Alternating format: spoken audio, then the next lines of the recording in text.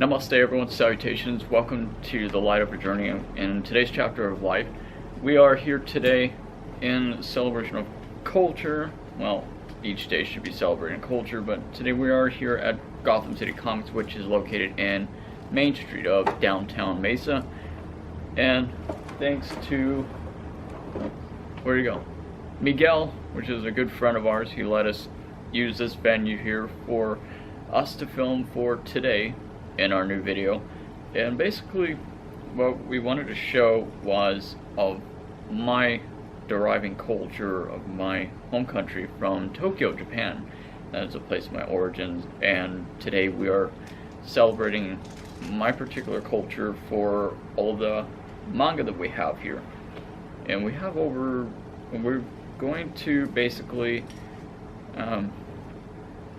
showcase and display 5 of my favorite mangas, and there might be more than 5. There's right? definitely more than 5. There's definitely more than 5.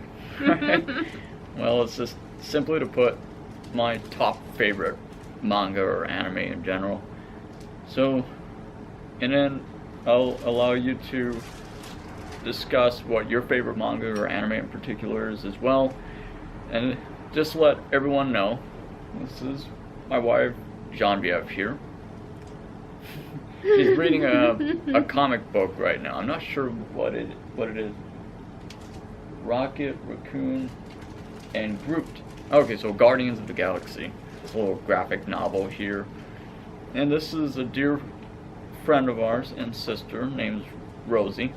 And she's actually wearing my YouTube shirt that I provided to her as an early Christmas gift. And that's like one of our raglan shirts. And I love it. It's awesome. So she decided to wear it as for today's video, basically. So I like that. It's so cool. All right. Well, my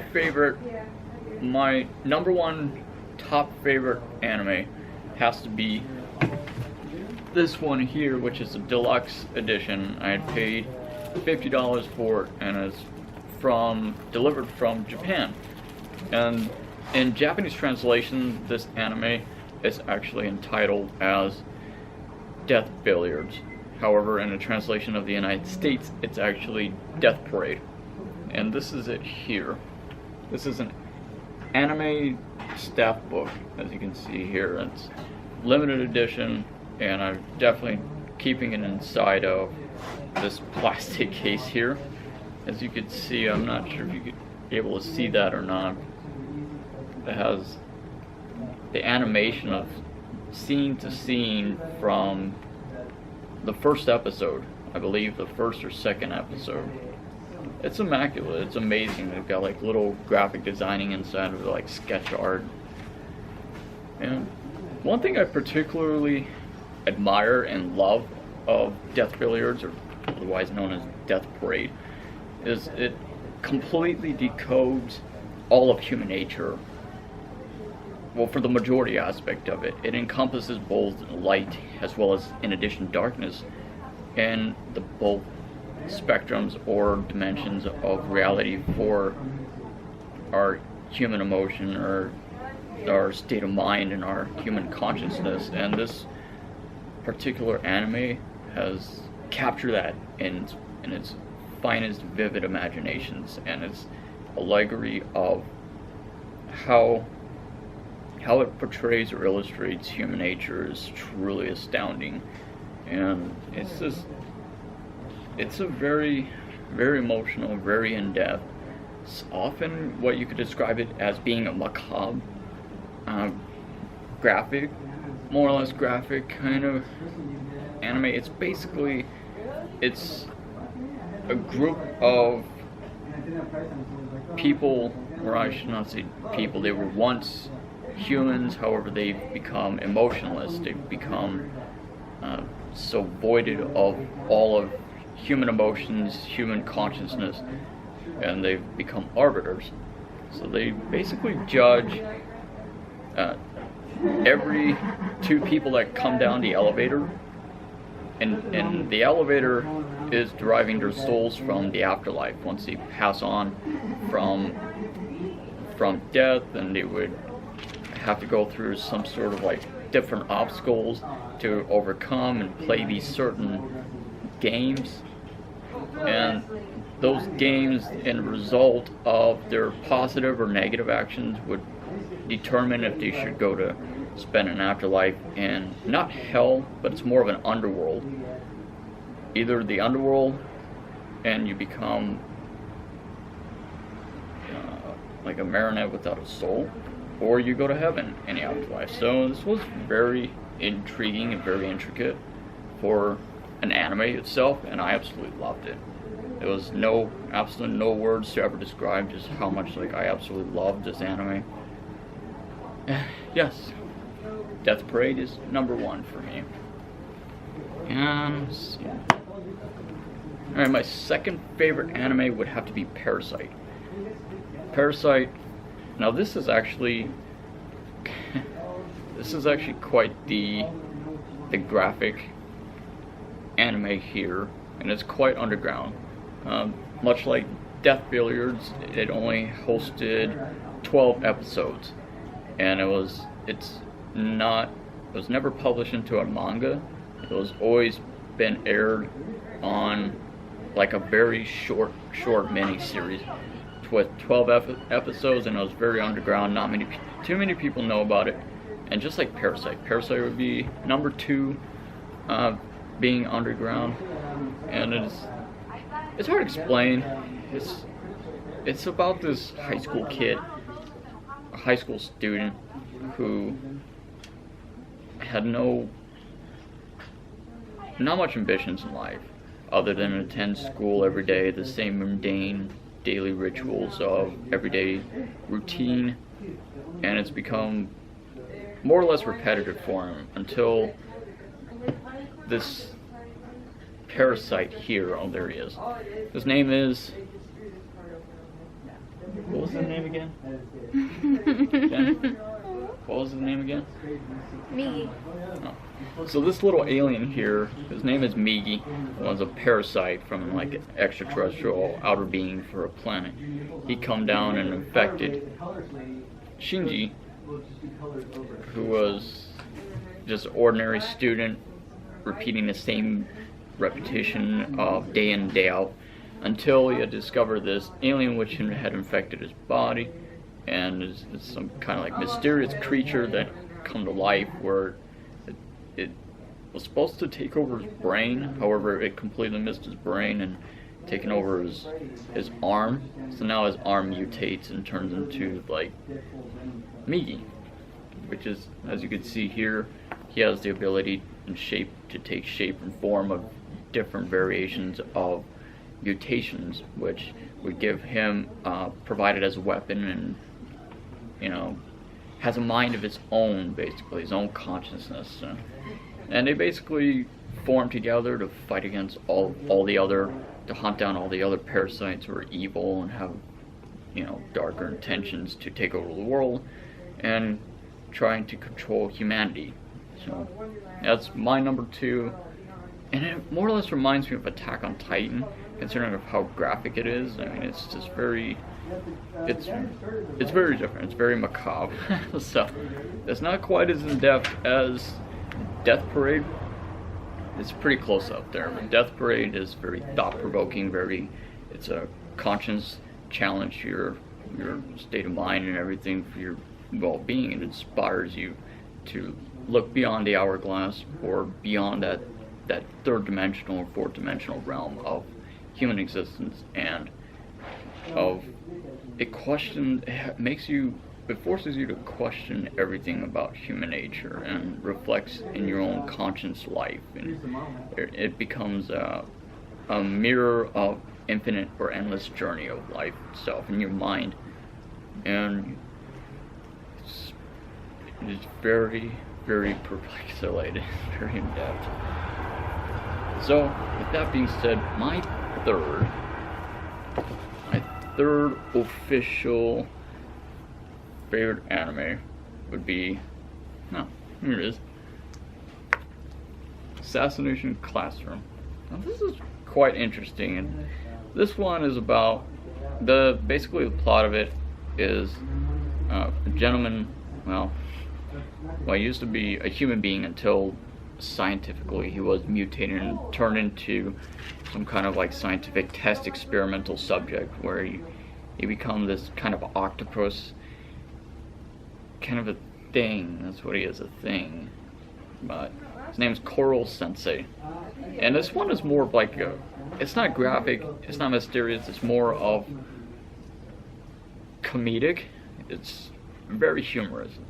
It reminds me of like Bobo. That was the very eccentric one. That's like the most eccentric one. This one's probably number 2 being eccentric. It gives you a lot of laughs, and it's very on the light side of anime or the manga dimensions of that particular realm or that world.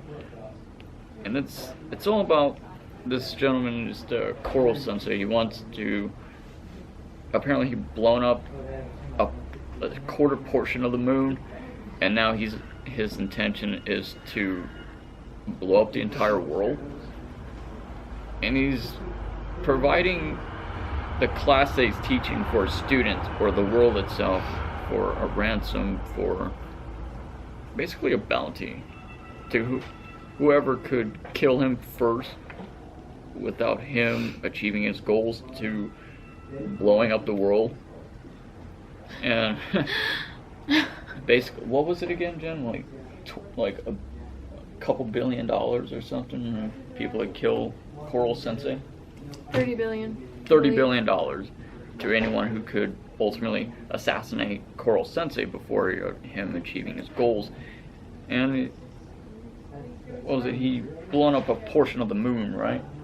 It's permanently a crescent now. It's permanently a crescent Technically, now. though, as a spoiler alert, he didn't actually do it. Right. It was actually a mouse that was infected by the same tentacles. However, when you are infected by tentacles and after so long, you die. Basically, in a super horrific explosion. Imagine a little mouse cut up 70% of the moon. What could a humanoid do? Right. And would you say this is more of like a comedy side of anime itself? Yeah. Yeah, it's really adorable. In It a made lot me of parts. cry at the end. Yeah. But he basically, it's just this like, I think it was a junior high school or high school, where he basically teaches this group of his classmates for his students of how many 101 million ways of how to assassinate the teacher, Mr. Coral Sensei. And that's basically the entire plot of it. They have certain villains and with evil intentions, obviously trying to stop him. I suppose you could say that everyone has some sort of darker agenda.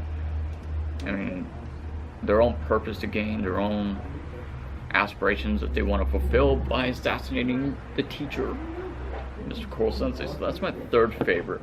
My 4th favorite would be Tokyo Ghoul. Oh my god. Yeah, this is Rosie's absolute favorite in the entire world. Tokyo Ghoul right here. Now, Tokyo Ghoul, would you care to explain about this one? I feel like I wouldn't do it justice. No, go ahead and try. All we can do is do the best we can. Tokyo Ghoul. Oh my god. I'm not gonna do it justice. Oh my god. Well, you said this is your number 1 favorite, no? I said In this your own was like words. my number 2 favorite. Number 2 favorite. That counts as being. It still counts. Okay, so Tokyo Ghoul. It's about a boy named Kaneki, and basically, I'm not gonna do it justice. I'm not gonna.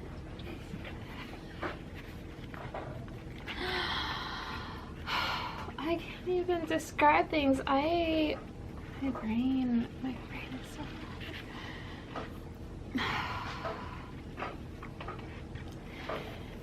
basically revolves around this world about ghouls. Oh my god.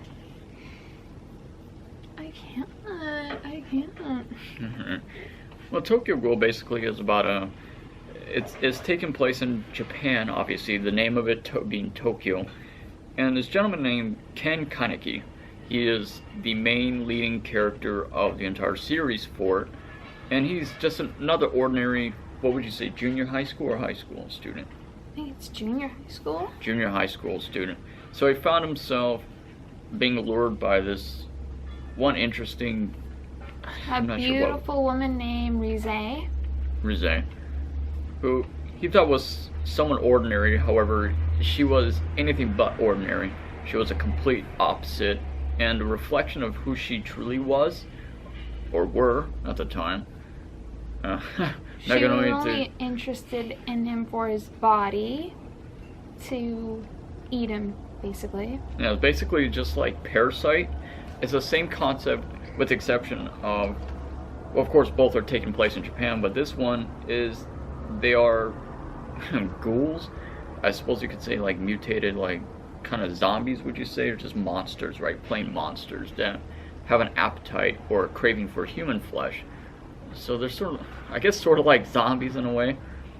But they devour their bodies, and that's primarily about it.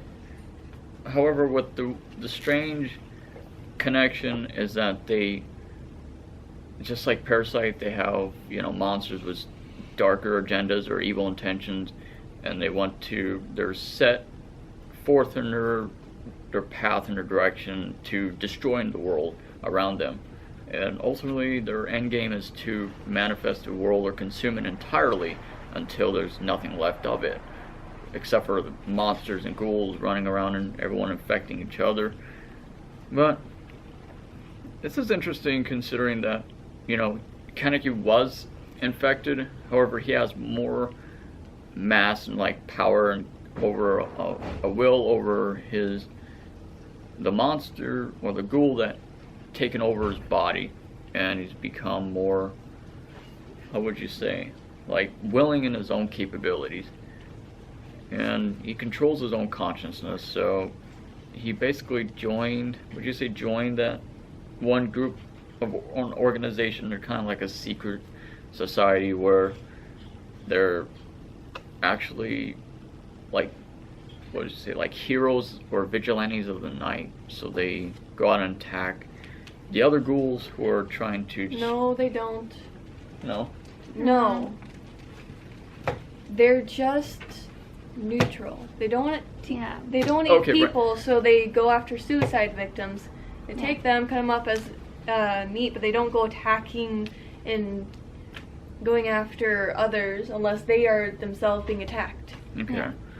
Okay, so they're a neutral group that feeds from suicide victims, and they do not attack unless if they're being provoked or attacked upon. Mm-hmm. And they obviously attack primarily those who have, you know, dark intentions. And basically the story goes is it just repeats itself, basically, right? And of course while the plot is repetitious, however, with each episode there's always something new, so you always have to predict the unpredictable. And with that being said, like each one of them has some sort of like purpose to fulfill or some obligation to become a part of. And it's very emotional, and it's very in-depth and very thought-provoking as well. So that's what I enjoy about that, and it's really great. It's pretty interesting. There's one of the bunnies there. What was her name again? Oh, God, her. Oh, what's her name? Hey, Jen. What was her name? Oh, she's blanking out too. Oh. I'm not the only one blanking out. I know. I'm not the only one blanking out on something. Yes. This will you probably want to know? Read the book. This will probably be more of like a one-shot take all the way through. This is quite interesting for a video project. I forgot her name. It's a Japanese name. Oh, no duh. I can normally remember like most of this, but this is the only time I remember like blanking out on something Tokyo Ghoul. Right. Wait. Do you got it?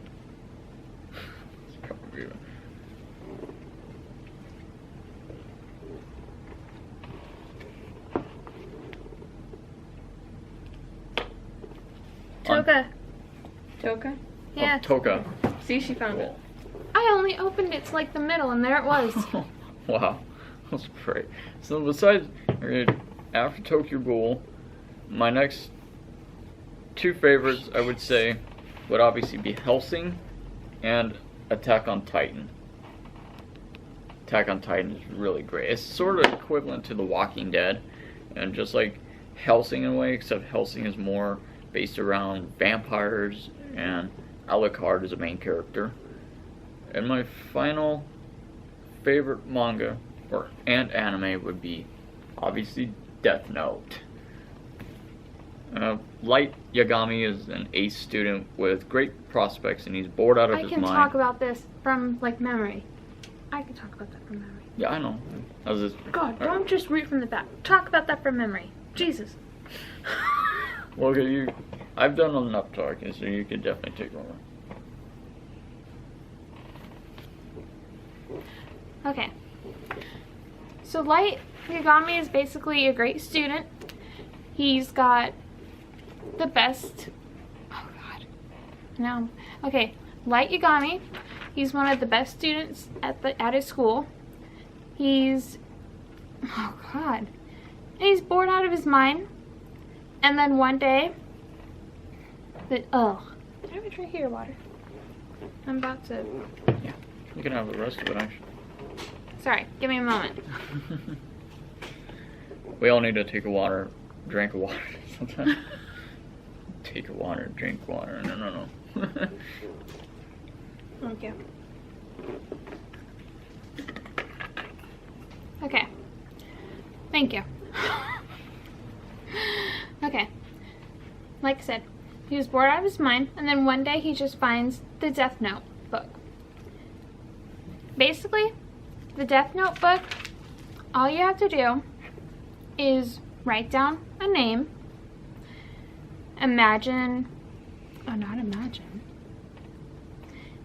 with the Death Note book. Okay. Okay, fine. Say what you want to say. Well, you would have to write down in a notebook itself for the cause of their death, and within 30 seconds or less, then that's what would happen. Otherwise, if you leave it blank, they'd die of a heart attack? Yeah. It's been a while Sorry. since.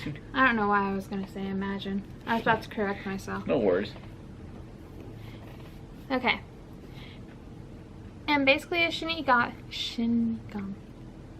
Correct. Shinigami. That's Shinigami. Oh, okay. I got it right. That's the death god. Yeah. And the Shinigami is the death god, like they said. And he was the one that dropped it. He wanted someone to find this. And the perfect person found it. And like they said, anyone who found it. Light. Light, yeah. Light vowed to take over this. This whole manga. You happy? I got that right? Yeah.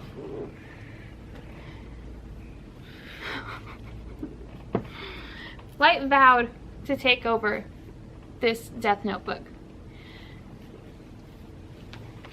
God.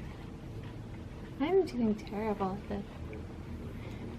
Light vowed to take over the Death Note book, and he basically vowed to take the worst criminals he could find and put their names into this.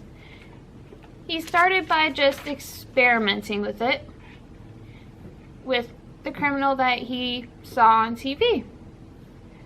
And when he saw that it worked, he just went on a killing spree. And then comes in L. He vowed that he was going to find the person who was doing this. L was a mastermind at finding and solving all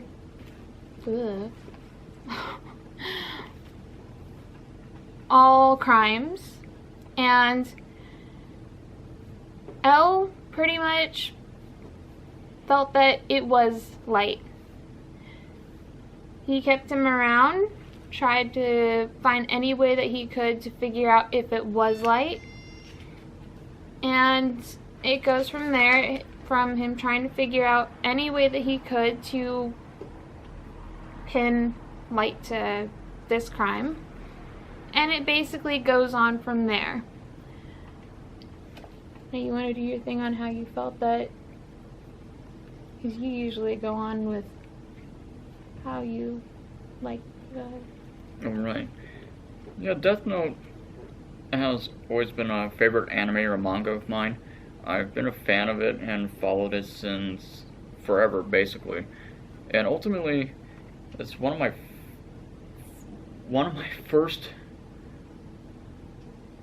few anime or manga that I've read personally, before getting into a deeper perspective or the realm of all the other like manga that we have here or abroad. And there's just so many anime and manga out there that I personally favor and enjoy and I like, that it's hard to name all of them. It's hard to just sit down and try to synchronize your collective thoughts of what you personally favor or like.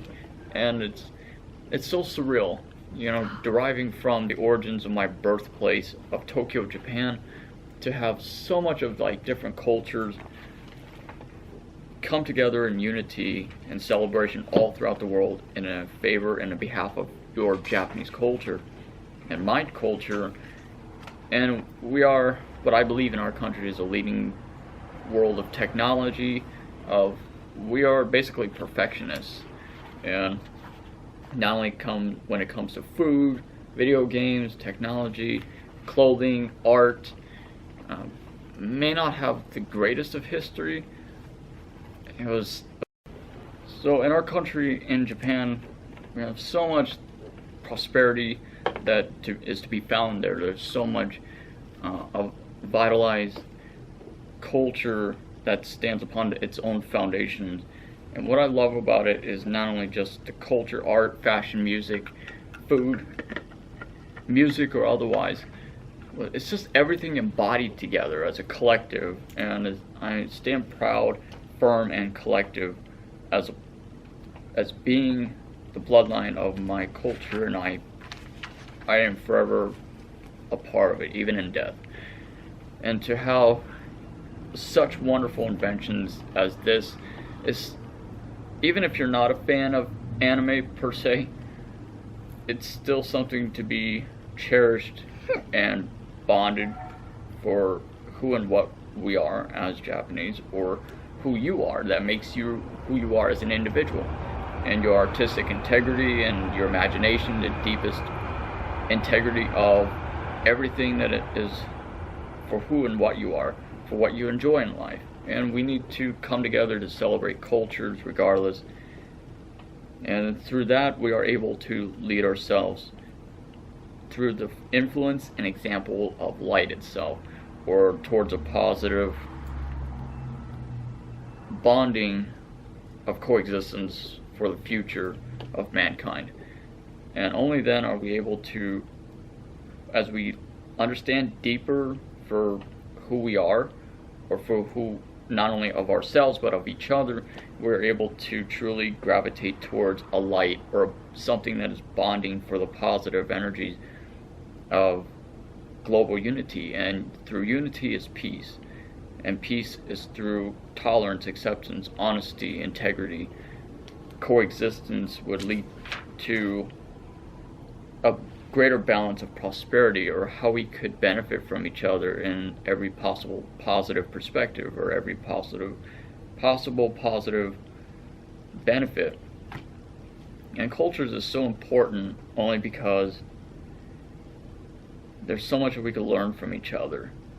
And the more we learn from each other, the deeper we understand one another, the less we fight amongst one another, or gnawing at each other's throats, or just simply to put, united we stand, divided we fall. And it's so important or vital, because culture is something to be cherished forever.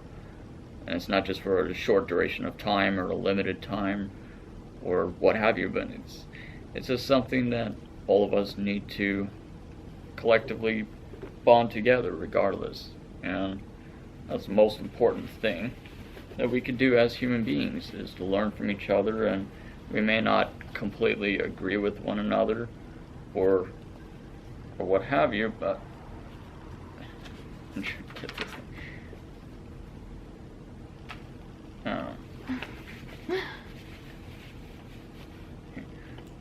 So we may not completely agree with one another 110% of the time. However, as long as it's a majority of the time, that's all that matters most.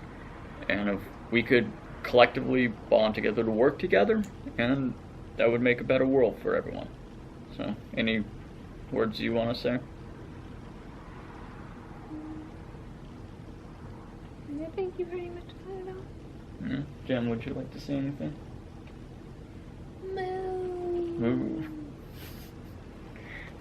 Well, thank you so very much for watching our video. We hope that you had enjoyed it. Please take the opportunity and time to share our channel, our videos, and everything that we stand for in a positive light and our perspective to others, to those who you might know.